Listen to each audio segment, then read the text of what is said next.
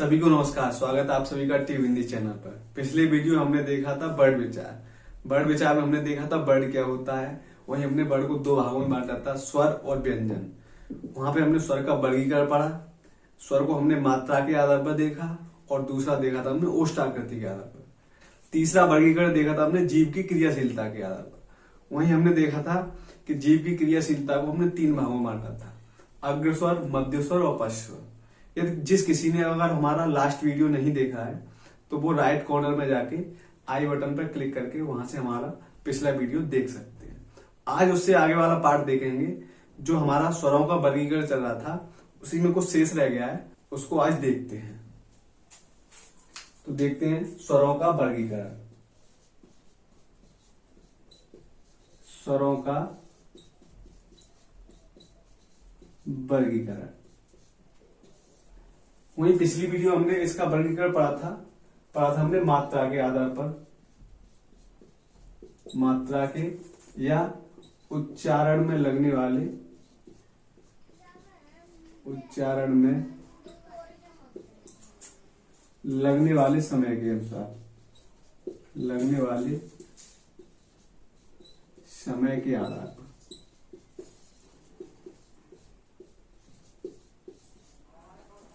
इसमें हमने तीन भागों में बांटा था। ए बांटा था हमने ह्रस्व स्वर, ह्रस्व स्वर, इसके कई अन्य नाम भी थे। बी हमने देखा था दीर्घ स्वर, दीर्घ स्वर।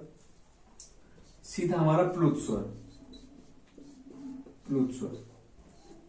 एक अन्य वर्गीकरण भी हमने देखा था, इसको हम नंबर 2 में डाल सकते हैं, ओष्ठ आकृति के आधार पर। ओष्ठ आकृति के आधार पर इसको हमने दो भागों में बांटा था। इसका देखा था हमने वृत्ताकार स्वर, वृत्ताकार स्वर, और दूसरा देखा था हमने इसका अवृत्ताकार स्वर, अवृत्ताकार स्वर। अर्थात वे स्वर जिन्हें बोलते समय हमारे होठों की आकृति कैसी हो जाती है, गोल हो जाती है, वो वृत्ताकार स्वर, और जिनमें नहीं होती है उनको हमने बोल दिया था अवृत्ताकार स्वर। वहीं तीसरा आधार हमने पढ़ा था इसका जीव की क्रियाशीलता के आधार पर, जीव की क्रियाशीलता के आधार पर, क्रियाशीलता के आधार पर। इसको हमने तीन भागों में बांटा था। पहला था हमारा अग्रस्वर, दूसरा था हमारा मध्य स्वर, और अंतिम था हमारा पश्च स्वर।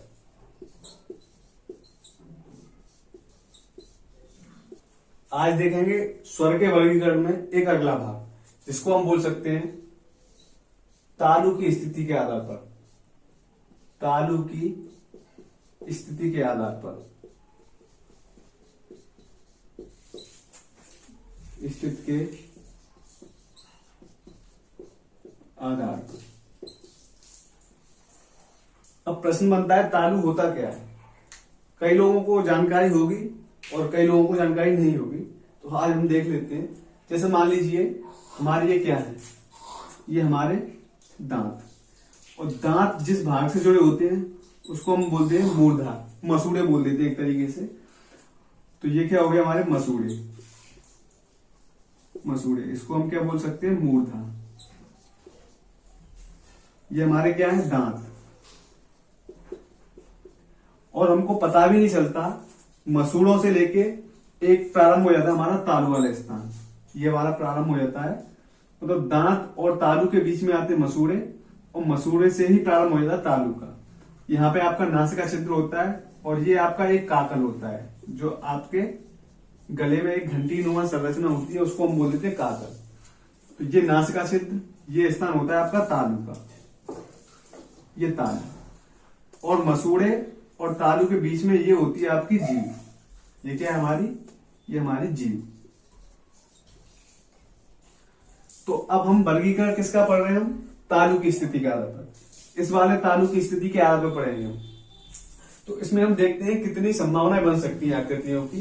तो जैसे मान के चलिए ये मेरा तालु, ठीक है, और यदि हमारी ये जीभ तालु के आगे वाले भाग को अगर पूरा बंद कर दे, स्पर्श कर जाए, तो ये कैसे बनती है, हमारी बंद की स्थिति बनती है, बंद की स्थिति। और इस बंद की स्थिति को बोल देते हैं समृत। क्या बोलते हैं हम? समृत। समृत। अब एक स्थिति ऐसी बनती है, आपने देखा भी होगा, जैसे छोटे बच्चे को हम अगर उसको कुछ दवा खिला रहे हैं तो वो नहीं खाता है, तो वो क्या करता है, अपनी जो जीभ का प्रारंभ वाला भाग है ना, अग्रभाग है, वो तालु से स्पर्श करा देता है। एक स्थिति ऐसी बनती है, जैसे मान के चलिए ये हमारा क्या है, तालु, और ये हमारी जीभ अगर पीछे वाले हिस्से को छू जाती है, आगे वाला हिस्सा तो खुला रहता है, पीछे वाला हिस्सा को छू जाती है, मतलब बंद कर देती है पीछे वाले हिस्से को, तो ये स्थिति बनती है आपकी विव्रत की स्थिति। विव्रत की स्थिति। या आगे वाला भाग क्या खुला हुआ है, खुला, मतलब जब खुले की स्थिति बनती है तो उसको हम क्या बोल देते हैं, विव्रत। ये प्रयोग हमने अपने बचपन में सभी ने किए हैं। जैसे मान के चलिए हम कभी कभार क्या करते हैं, पानी को पी लेते हैं, ठीक है, और हम न चाहते हुए भी पानी को अंदर नहीं ले जाते। वैसे पानी को अंदर जाना चाहिए था, लेकिन हम क्या कर देते हैं, अपनी जीभ का पिछला वाला सिरा, जो पश्च वाला सिरा होता है, उसको हम तालु से लगा देते हैं। अब वो सिरा तालु से लगा देते हैं तो क्या हो जाता है, जो पीछे वाला ढक्कन है वो बंद हो जाता है। अब बंद हो जाता है, भले ही हमारा आगे वाला सिरा खुला हुआ है, लेकिन हमने पीछे बंद कर दिया, तो पानी पीछे नहीं जा पाता, अंदर गले में नहीं जा पाता। तो ये वाली हमारी स्थिति क्या कहलाएगी, विव्रत की स्थिति। वहीं एक स्थिति ऐसी बनती है, जैसे मान के चलिए ये हमारा तालु, ये हमारी जीभ, और ऐसे करके, ठीक है, मतलब आधे खुले की स्थिति, आधे बंद की स्थिति। यहां से आधा खुला, यहां से आधा बंद, तो ये बनती है आधे खुले की स्थिति, आधे खुले की स्थिति।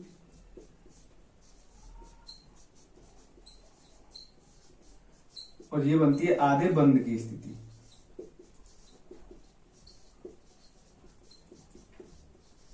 आधे बंद की स्थिति। जब हमारा खुले की स्थिति होती है तो क्या बनता है, विव्रत। तो इसको जब आधा है तो इसको हम क्या बोल देंगे, अर्ध विव्रत। अर्ध विव्रत। और जब बंद की स्थिति होती है उसे बोलते हैं हम समृत। तो जब आधे बंद की स्थिति है तो उसे बोल देंगे हम अर्ध समृत। अर्ध समृत। तो तालु की अगर स्थिति के आधार पर हम वर्गीकरण करते हैं स्वरों का, तो ये हम 4 प्रकार से देखते हैं। एक देखते हैं हम समृत स्वर, दूसरा देखते हैं विव्रत स्वर, तीसरा देखते हैं अर्धविव्रत, और चौथा देखते हैं हम अर्ध समृत। तो अब हम तालु की स्थिति के आधार पर अगला वर्गीकरण देखते हैं। मेरे हिसाब से ये सबको समझ में आ गया हो। यदि ये वीडियो समझ में आ रहा हो तो वीडियो को लाइक करें, शेयर करें और चैनल को सब्सक्राइब कर लें, जिससे आपको हमारी आने वाली वीडियो का नोटिफिकेशन प्राप्त होता रहता है। अब स्थिति कितनी बनी है इसकी, तालु की स्थिति के आधार पर 4। तो सबसे पहले हमारा क्या बना, समृत स्वर। समृत स्वर ये कैसी थी हमारी, ये हमारी बंद की स्थिति थी। अब दूसरे नंबर पे आ जाएगा आपका अर्ध समृत। अर्ध समृत स्वर, ठीक है। नंबर 3 आ जाएगा आपका विव्रत स्वर। विव्रत स्वर। और अंतिम आएगा आपका अर्ध विव्रत। अर्ध विव्रत स्वर। अब हम देखेंगे हमारे पास स्वर कितने थे, 11 स्वर कितने थे, कुल स्वर कितने थे हमारे पास, 11। अब 11 स्वर में हम सबसे पहले देखते हैं कि ऐसा कौन सा स्वर है जिसको बोलते समय हमारा पूरा मुंह खुल जाता है, मतलब आगे का हिस्सा पूरा खुल जाता है। तो केवल एक ही स्वर आता है, वो आता है हमारा दीर्घ आ। कौन सा आता है हमारा, दीर्घ आ। केवल एक ही स्वर हमको प्राप्त होता है जिसको बोलते समय, उच्चारित करते समय हमारा मुख पूरी तरीके से खुल जाता है। तो जब खुलने वाली स्थिति होती है तो हमने उसको अभी कुछ समय पहले देखा, विव्रत वाली स्थिति बनती है। तो विव्रत क्या हो जाएगा, ये हमारा बन जाएगा आ। अब हम एक बात समझते हैं, आ का निर्माण किस किस से हुआ है। आ का निर्माण हुआ है अ धन आ। जब दो लघु आ मिल जाते हैं तब दीर्घ आ का निर्माण होता है। तो मैं इसको 1/2 बोल सकता हूं प्लस इसको 1/2 बोल सकता हूं, तभी तो हमारा पूरे आ का निर्माण हुआ। जब पूरे आ में हमारा विपरीत बन रहा है तो आधे आ में क्या बनेगा, हमारा अर्ध विपरीत बन जाएगा। तो छोटे वाले आ को हम क्या बोल सकते हैं, इसको हम बोल सकते हैं अर्ध विपरीत स्वर। अब देखते हैं हम जो स्वर होते हैं, जो संयुक्त स्वर हमने पढ़े थे ए, दीर्घ, ओ और दीर्घ। अभी इन 4 स्वरों को हम यदि छोड़ देते हैं, इन 4 स्वरों को हम छोड़ देते हैं तो बाकी के स्वर कौन से बचते हैं हमारे, अ और दीर्घ हमने यहाँ पे कंप्लीट कर लिया। तो अब हमारे पास कौन कौन से बचेंगे, अब हमारे पास बचेंगे इ, दीर्घ, उ, दीर्घ। 4 और 4 8 2 10, एक बचा हमारा री। अब हमारे पास कितने बचे, ये 5 स्वर बचे। तो जितने भी शेष स्वर होते हैं इनको सबको हम समृद्ध में लिख देते हैं। तो यहां पे हम लिख सकते हैं ई, दीर्घ, उ, दीर्घ और री। अब हमने छोटा आ देख लिया, दीर्घ आ देख लिया और ये अन्य 5 स्वर बचे थे शेष वाले, हमने ये भी देख लिए। अब हमारे पास कितने स्वर बचे, ये 4 स्वर बचे जिसे हम संधि संयुक्त स्वर के नाम से जानते हैं। अब हम क्या करेंगे, इनमें से एक स्वर को हम कहां पे रखेंगे, अर्ध सम्मत में। एक को हमने रख दिया अर्ध सम्मत में। दूसरे वाले दीर्घ को हम कहां पे रखेंगे, अर्ध विपरीत में। फिर नेक्स्ट छोटे वाले को हम रख लेंगे अर्ध सम्मत में और दीर्घ वाले को कहां रख देंगे, अर्ध विपरीत में। तो ये वाला हमारा वर्गीकरण तालु की स्थिति का रहता है। अगर नहीं समझ में आ रहा है तो एक बार मैं फिर बता देता हूं। सबसे पहले हम क्या देखेंगे, ऐसा कौन सा स्वर है जो सबसे ज्यादा हमें बोलने में पूरा मुख खोल देता है। तो वो केवल एक ही स्वर है, वो है हमारा दीर्घ आ। तो जब हमारा दीर्घ आ हमारा विपरीत स्वर में आएगा तो जाहिर सी बात है कि जब ये हमारा दीर्घ आ किससे मिलकर बना है, आ और धन आ। जब एक कब होता है, जब 1/दा और 1/2 इसको दोनों को जोड़ दिया जाए तब हमारा क्या बन जाएगा, दीर्घ आ। तो जब हमारा दीर्घ आ विपरीत है तो ये तो हम भी जानते हैं छोटा कैसे हो जाएगा, अर्ध विपरीत हो जाएगा। अब छोटा आ और बड़े आ हमने देख लिए कहां पे आ सकते हैं। फिर हमको 4 स्वर ये याद रखने हैं, अभी हमको इनसे कोई काम नहीं। और वो कौन से हैं, ए, दीर्घ, ओ और दीर्घ। इन 4 को छोड़ के जितने भी अतिरिक्त स्वर बचे जाते हैं, शेष स्वर बचे जाते हैं, उनको हम कहां पे रख लेते हैं, समृद्ध स्वर में रख लेते हैं। तो ई, दीर्घ ई, उ, दीर्घ री, ये मैंने यहां पे रख लिए। अब आ और छोटा आ और ये स्वर का हमको पता चल गया। अब शेष स्वर कितने रहे, ये वाले जो 4 हमने पहले छोड़ दिए थे, इन स्वरों को देखते हैं।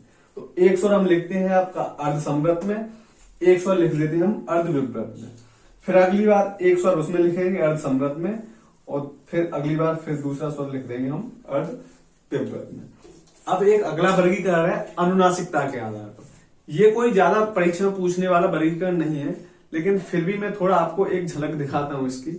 क्या है आपका, अनुनासिकता के आधार पर। नेक्स्ट वर्गीकरण है अनुनासिकता के आधार पर।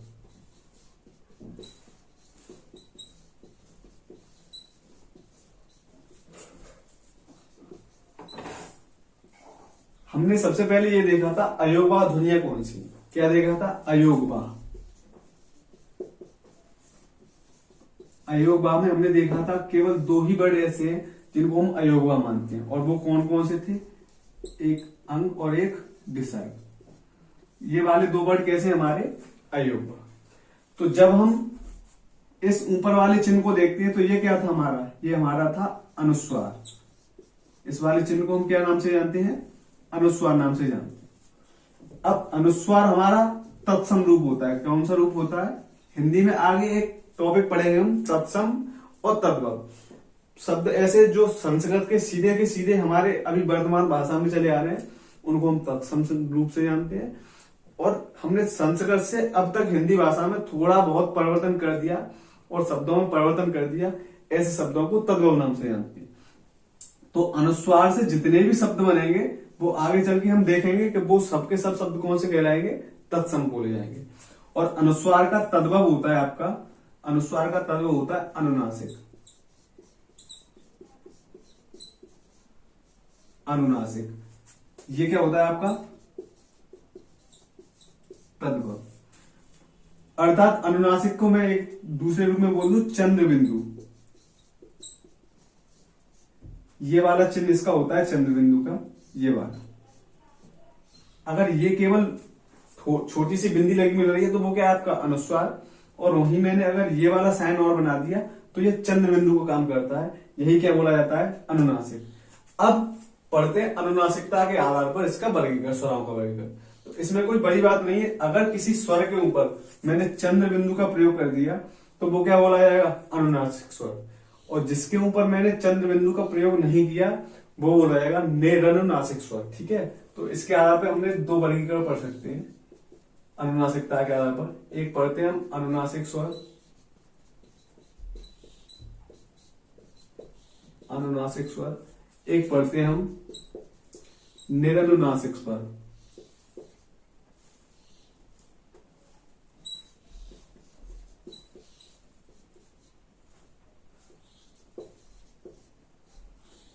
अनुनासिक स्वर और निरनुनासिक स्वर। अब सीधी सी बात यह है, जहां चंद्र बिंदु का प्रयोग हो जाएगा, चंद्र बिंदु का प्रयोग हो जाएगा,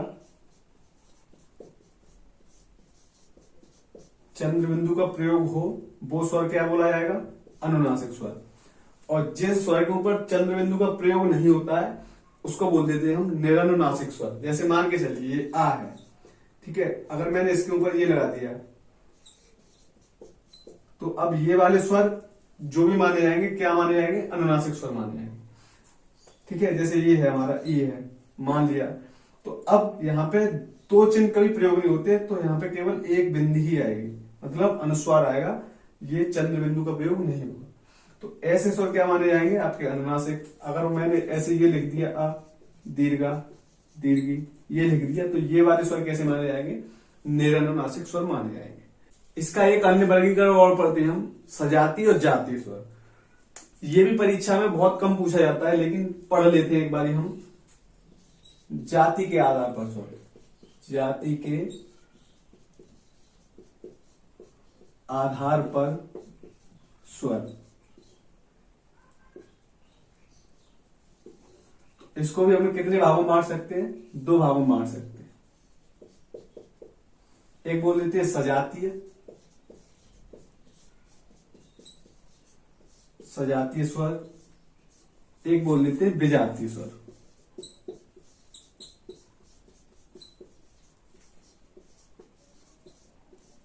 मतलब सजाती कौन से होंगे, समान जाति के, समान जाति के स्वर। जहां समान जाति के स्वर होंगे वो क्या बोले जाएंगे सजातीय स्वर, और यहां पे क्या होंगे असमान जाति के,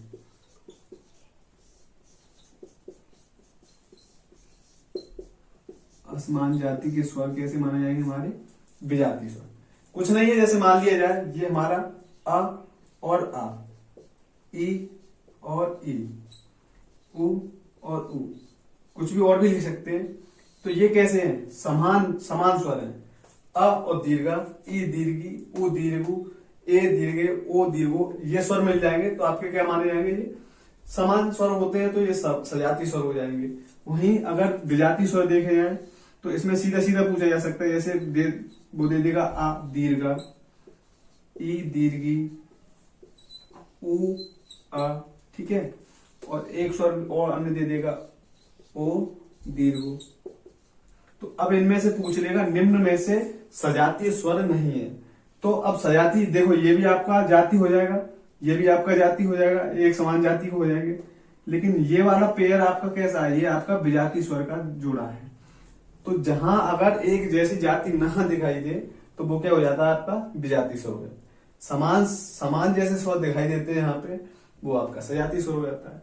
लेकिन ये परीक्षा की दृष्टि से बहुत कम महत्वपूर्ण है। परीक्षा की दृष्टि से देखा जाता है तो मात्रा के आधार पर स्वरों का वर्गीकरण पूछा जा सकता है, वहीं आपका देखा जा सकता है जीव की क्रियाशीलता के आधार पर और तालु की स्थिति के आधार पर। ये तीन वर्गीकरण परीक्षा की दृष्टि से बहुत महत्वपूर्ण है। अब तक हमने देखा स्वर क्या होता है, स्वरों का वर्गीकरण देखा कितने प्रकार से होता है। अब वर्ड में हमने क्या पढ़ा था, अगर वर्ड को देखा जाए, वर्ड को देखा जाए तो वर्ड को हमने दो तरीके से पढ़ा था। एक पढ़ा था वर्ड में हमने स्वर पढ़ा था और एक पढ़ा था हमने व्यंजन। तो अब तक हम स्वर को तो पढ़ ही चुके हैं एक तरीके से। क्या होता है स्वर, मतलब वे ध्वनियां जिन्हें स्वतंत्र उच्चारित किया जा सकता है स्वर कहलाते हैं, हमने पढ़ चुके हैं। स्वर कितने होते हैं संख्या में ये भी देख लिया हमने, और स्वरों का वर्गीकरण भी देख लिया। तो अब देखते हैं व्यंजन। व्यंजन क्या होता है? तो व्यंजन को अगर एक तरीके से परिभाषित किया जाए तो यहाँ पे मैं इसकी परिभाषा लिख रहा हूं व्यंजन की, कि वे ध्वनियां जिन्हें उच्चारित करने के लिए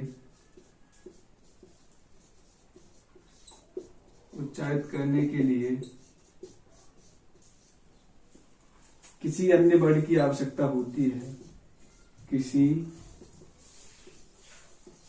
अन्य वर्ड की आवश्यकता होती है,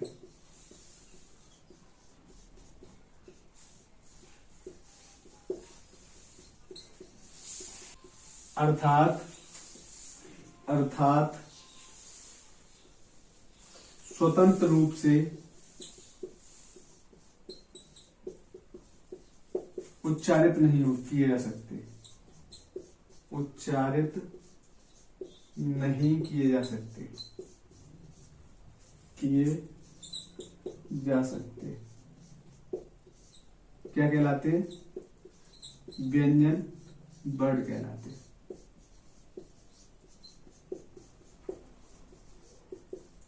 अर्थात वे ध्वनियां जिन्हें उच्चारित करने के लिए किसी अन्य वर्ड की आवश्यकता होती है।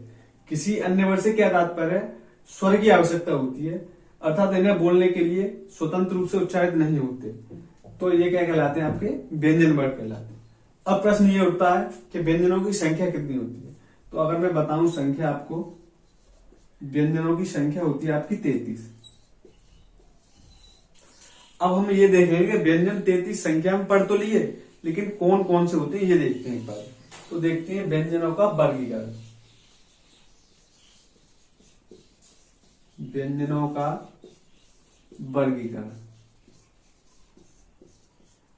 इसको तो चाहे हम हेडिंग भी बना सकते हैं। तो देखते हैं, जैसे हम देखते हैं क वर्ग। कुछ व्यंजन ऐसे हैं जिनको हम वर्गों के रूप में पढ़ते हैं, जैसे का वर्ग से लेके हम पढ़ेंगे ता वर्ग तक। प्रत्येक वर्ग में हमारे 5-5 वर्ड आएंगे। इनको हम देखते हैं एक बार के लिए। क वर्ग, क वर्ग में कौन कौन से वर्ड आते हैं हमारे? क, ख, ग, घ और अया। अगला देखते हैं हम च वर्ग।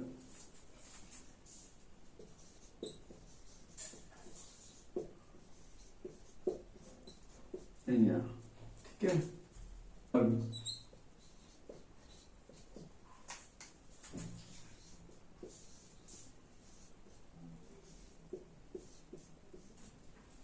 अगला देखते हैं त वर्ग।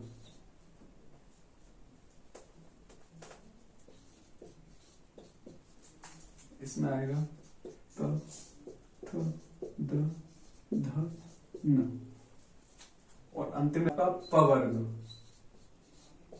प वर्ग में आ जाता है आपका प, फ, ब, भ और म। ये वाले वर्ड आपके क्या बोले जाते हैं? वर्गीय वर्ड या वर्गीय व्यंजन बोल देते हैं, क्योंकि ये वर्ग के रूप में है। एक वर्ग में 5 वर्ड आ रहे हैं, तो इनको हम बोल देते हैं वर्गीय व्यंजन। इसका एक उपनाम क्या है आपका? इसका उपनाम लिख सकते हैं वर्गीय व्यंजन। अब का से लेके मां तक की ध्वनियां, ये व्यंजन होते हैं, जब हम इनको उच्चारित करते हैं तो ये मुख के किसी न किसी अवयव को छूते हुए निकलते हैं, स्पर्श करते हुए निकलते हैं। इसलिए इनका एक अन्य नाम और है स्पर्श व्यंजन। तो इनको वर्गीय व्यंजन को एक अन्य नाम से वो बोला जा सकता है स्पर्शी व्यंजन, स्पर्श व्यंजन। या तो आपको मिल जाए वर्गीय व्यंजन या आपको मिल जाए स्पर्श व्यंजन, तो वो यही बोले जाते हैं का से लेके मां तक के। अब प्रत्येक वर्ग में 5 वर्ड आ रहे हैं, तो 5 ही वर्ग हैं आपके, तो 25 वर्ड तो ये हो जाते हैं आपके। और अंत में और हमारे व्यंजन कितने थे हमारे? 33। तो अभी शेष व्यंजन और रह गए, तो हम उनको भी देखते हैं। तो 4 आते हैं आपके अंतस्थ व्यंजन। और ये है आपके य र ल व, ठीक है। और आता है आपका लास्ट में ऊष्म व्यंजन। ऊष्म व्यंजन ये आपके आते हैं स, स और ह, ये हमारे ऊष्म व्यंजन। तो 25 हमारे वर्गीय व्यंजन या स्पर्श व्यंजन हो जाते हैं, 4 हमारे अंतस्थ व्यंजन हो जाते हैं और 4 हमारे ऊष्म व्यंजन हो जाते हैं। इस प्रकार टोटल हमारे कितने हो जाएंगे, अगर 25 + 4 + 4 बराबर कितने हो जाएंगे 33।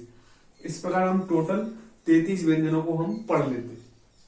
दोबारा से देख सकते हैं इसको, का से लेके मां तक के जो व्यंजन होते हैं उनको हम वर्गीय व्यंजन या स्पर्श व्यंजन के नाम से जानते हैं। अब य र ल व ये 4 व्यंजन हमारे क्या हैं, अंतस्थ व्यंजन है। और 4 स ह ये हमारे क्या है, हमारे ये ऊष्म व्यंजन है। तो इस प्रकार हमने देखा कि 33 व्यंजन को हो जाते हैं। अब हम यहाँ पे देखते हैं अंतस्थ व्यंजन में जो हमारा य और व, जो 2 व्यंजन है य और व, इनको उच्चारित करते समय ये स्वतंत्र रूप से उच्चारित किए जा सकते हैं। इसलिए इन दोनों वर्णों को हम क्या बोल देते हैं, अर्ध स्वर के में काउंट कर देते हैं। तो अगर मैं यहाँ पे लिख दूं नोट डाल के, य और व 2 व्यंजनों को अर्ध स्वर कहा जाता है, अर्ध स्वर कहा जाता है। तो जब अर्ध स्वरों की संख्या पूछ ली जाती है तो वो कितने हैं, 2, और वो कौन कौन से हैं, य और व, ये हमारे अर्ध स्वर बोले जाते हैं। अब मैं आपको एक बात बताता हूं, हर एक वर्ग में एक प्रश्न निहित है यहाँ पे। जैसे मान के चलिए ये वाला चिन्ह, ये, तो इस वाले चिन्ह को हम किस नाम से जानते हैं, शायद किसी को पता हो किसी को ना पता हो, तो मैं इसको एक बात एक्सप्लेन करना चाहता हूं। अब हम देखते हैं ये वाला, जैसे मान के चलिए ये वाला, ये हमारी होती है शिरोरेखा। क्या होता है ये, शिरोरेखा। और ये क्या होती है हमारी, खड़ी पाई। खड़ी पाई, शिरोरेखा और खड़ी पाई। तो मान के चलिए मैंने ये बना लिया एक स्ट्रक्चर। अगर खड़ी पाई के इधर वाले साइड में अगर आपको कोई चिन्ह दिखाई दे रहा है, ये चिन्ह हमको 4 तरीके से दिखाई देता है। एक शिरोरेखा के ऊपर मिलता है, एक शिरोरेखा के दाईं ओर मिलता है, एक शिरोरेखा के बाईं ओर मिलता है, और एक शिरोरेखा इसके खड़ी पाई के नीचे मिलता है। अब प्रत्येक चिन्ह का एक अलग अलग नाम होगा। तो सबसे पहले हम ऊपर वाला ही देखते हैं, इस वाले चिन्ह को। तो हमने देखा था इस वाले चिन्ह को बोला जाता है अनुस्वार। जब कोई बिंदी हमारी शिरोरेखा से ऊपर प्रयोग में आती है तो उसको क्या बोलते हैं हम, अनुस्वार। और अनुस्वार केवल किस पे, केवल स्वरों पर ही लगाई जाती है, स्वरों पर ही प्रयोग किया जाता है, प्रयोग किया जाता है। तो स्वर हमारे कितने होते हैं, 11। अर्थात अनुस्वार का प्रयोग कितने वर्णों पर होगा, केवल 11 वर्णों पर। जितने स्वर होते हैं उन पे हम अनुस्वार का प्रयोग कर सकते हैं। अब ये वाला प्रश्न आता है, इस वाले बिंदु को हम क्या किस नाम से जानते हैं, तो इसको हम जानते हैं पंचमाक्षर। पंचमाक्षर, क्योंकि हमने देखा था क वर्ग का अंतिम अक्षर था, और उसी पे हमने क्या देखा था, जैसे ये था हमारा क वर्ग का, इसके ये 5वें अक्षर के बाद ही हमारा ये बिंदु लगा था। तो इसको हम जानते हैं पंचमाक्षर के नाम से। और ये संख्या में केवल एक ही होता है, वो कौन सा होता है, हमारा क वर्ग का अंतिम 5वां अक्षर। अब इसके बाद हम देखते हैं ये वाला चिन्ह, जो मतलब खड़ी पाई के जस्ट नीचे लगा होता है। इसको हम जानते हैं ताड़न जात चिन्ह के नाम से। ताड़न जात चिन्ह, इसका एक अन्य नाम और है जिसको बोलते हैं हम उत्क्षिप्त। उत्क्षिप्त एक अन्य नाम और है इसका द्विगुण। द्विगुण, या इन्हीं इस चिन्ह से बनने वाले वर्णों को फेंका हुआ वर्ण भी बोल देते हैं। तो यहां पे क्या बोल सकता हूं, फेंका हुआ वर्ण। तो जब हमारा खड़ी पाई के नीचे कोई इस वाले चिन्ह का प्रयोग कर देता है तो वो चिन्ह क्या बोला जाता है, ताड़नजात चिन्ह या उत्क्षिप्त, द्विगुण या फेंका हुआ। अब इस वाले चिन्ह से केवल 2 ही वर्णों का निर्माण होता है और वो 2 वर्ण हैं आपके, एक होता है ड और ढ। अगर इनके नीचे मैंने इस चिन्ह का प्रयोग कर दिया तो अब ये ड ढ ना बोल के क्या बोला जाएगा, अड और अढ़। क्योंकि अगर हमने एक चीज देखा है अंग्रेजी ग्रामर में, अंग्रेजी व्याकरण में, अगर ये चिन्ह ना होता, ये वाला चिन्ह ना होता ताड़नजात वाला, तो इसका उच्चारण हम करते हैं डी के रूप में और इसका उच्चारण करते थे हम डी एच के रूप में। लेकिन जैसे ही इसका प्रयोग कर देते हैं, ताड़नजात चिन्ह का प्रयोग कर देते हैं, अब इसका प्रयोग डी के रूप में ना होकर किसके रूप में होता है, आर के रूप में, और इस वाले अड़ का प्रयोग होता है आर एच के रूप में। तो अब एक ही वर्ड अपने 2 गुण को प्रदर्शित करता है, इसलिए इस वाले वर्ड को क्या बोल देते हैं, द्विगुण और बोल देते हैं।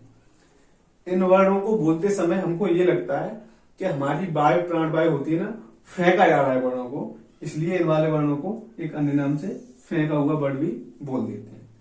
अब बात आती है कि ये वाला वर्ड कौन सा होता है, मतलब वर्ड से पहले जो हमारा कोई चिन्ह लग जाता है उस वाले चिन्ह को हम क्या बोल देते हैं। तो इस चिन्ह को जानते हैं हम नुक्ता के नाम से। किस नाम से जानते हैं, नुक्ता के नाम से। अब ये संख्या में कितने होते हैं ये प्रश्न बनता है, तो इनकी संख्या 5 वर्णों के ऊपर आती है और वो वर्ड कौन कौन से हैं मैं यहां पे लिख रहा हूं बारी बारी। क, ख, ग, ज और फ। यदि इन पर नुक्ता चिन्ह का प्रयोग नहीं है तब तो ये हमारे हिंदी भाषा के वर्ड हैं, सीधे सीधे, कोई दिक्कत वाली बात है नहीं। यदि इन पर नुक्ता का प्रयोग कर दिया जाता है, यदि इन पर नुक्ता का प्रयोग कर दिया जाता है, ऐसे करके लगा दिया जाता है वर्ड से पहले, तो अब ये हमारे हिंदी भाषा के वर्ड नहीं है, अब ये हमारे अरबी और फारसी भाषा के वर्ड बन जाते हैं। कौन से बन जाते हैं, अरबी और फारसी। ये अरबी और फारसी भाषा अलग अलग हैं, लेकिन इनके व्याकरण लगभग समान है, ध्वनियां समान है, इसलिए इनको अरबी या फारसी भाषा का वर्ड बोला जा सकता है। तो नुक्ता, जब वर्ड से पहले कोई चिन्ह मिलता है तो उसे नुक्ता बोलते हैं, वर्ड के बाद में मिलता है तो उसे पंचमाक्षर बोलते हैं, और वर्ड के ऊपर मिलता है तो उसे अनुस्वार बोलते हैं, और वर्ड के नीचे मिलता है तो उसे बोल देते हैं ताड़नजात चिन्ह या उत्क्षिप्त, जिनकी संख्या केवल 2 ड और अड़ ये हो जाती है। अब एनसीईआरटी इनको 5 में नहीं मानती है। एनसीईआरटी हमारा क्या मानती है, यहां पे लिख दे रहा हूं नोट लगा के। एनसीईआरटी केवल 3 वर्णों को ही मानती है, 3 वर्णों को ही मानती है। और वो कौन से, वो वर्ण है आपके ख, ज और फ। ये 2 वाले वर्ड एनसीईआरटी नहीं मानती। लेकिन अगर परीक्षा में प्रश्न बन जाए तो नुक्ता वर्णों की संख्या क्या है, तो वो हम 5 ही टिक करेंगे, क्योंकि हमारे व्याकरण में कितना है, हमारा 5 दिया हुआ है। तो मेरे हिसाब से ये वाले चिन्ह आपको समझ में आ गए होंगे। यदि हमारा ये वीडियो आपको पसंद आया हो तो वीडियो को लाइक करें, शेयर करें और चैनल को सब्सक्राइब करें, जिससे कि आने वाली वीडियो का नोटिफिकेशन आपको टाइम से मिलता रहेगा। धन्यवाद।